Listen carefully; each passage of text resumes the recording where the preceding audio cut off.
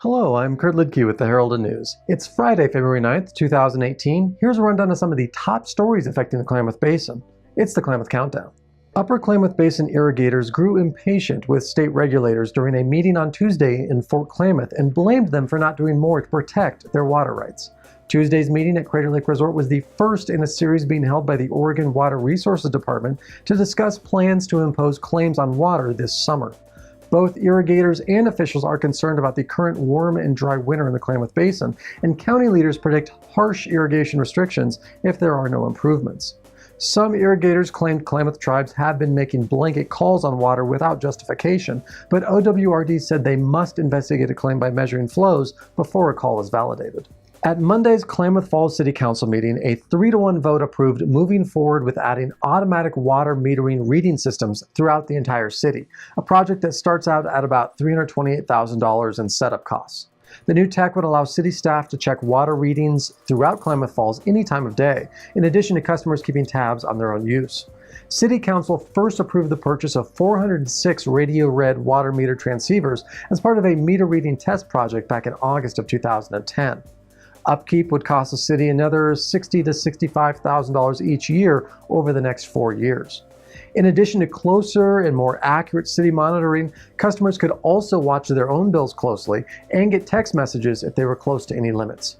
The 6th annual Benefit for the Basin isn't happening until September, but a new look is underway thanks to the hard work of EagleRidge High School students in a new Diversified Occupations Internship program. 5 EagleRidge students have dedicated more than 80 hours to develop an all-new website for the annual fundraiser, which combines a car show with benefit dinner, auction, live entertainment, and family activities, all to raise funds for youth services and local programs across the Klamath Basin. Students from a web coding class were identified for the new test internship program, which already has several clients lined up in addition to Benefit for the Basin, seeking their web design expertise to provide an online facelift and maximum exposure for various organizations. Finishing touches are being placed on their work, and the new Benefit for the Basin website should launch soon. A much more dynamic, easy to manage, compelling, and findable web presence for this important local event. For one Merrill teen, there's just no beating her first concert experience. Jasmine Maddox, a 6th grade student at Merrill Elementary, is a massive fan of singer Katy Perry, and for the past 4 years has asked for only one thing for Christmas: to see Perry live. Jasmine and her mom have had to move around often in search of steady work, from Medford to Lakeview to Klamath Falls, and for the past 13 months have lived with Jasmine's grandparents in Merrill. This year, a pair of tickets were finally acquired, and last weekend the two drove to Portland. And even from the cheap seats, it was the thrill of Jasmine's life, but the night got legendary when Perry picked Jasmine out of a crowd of thousands to join her on stage. Jasmine got to make a wish on Katy Perry's special wishing star, for which she asked for a home of their own for she and her mom. While that wish hasn't come true just yet, meeting her idol alone leaves one wish realized, and thanks to footage of Jasmine's moment in the spotlight going viral with around 500,000 views online in less than a week, it's fair to say that Jasmine has become a bit of a celebrity in her own right. Well, the Winter Olympics officially begin today, and the Herald and News has you covered throughout the games with a special daily recap on page 2 of the sports section each day.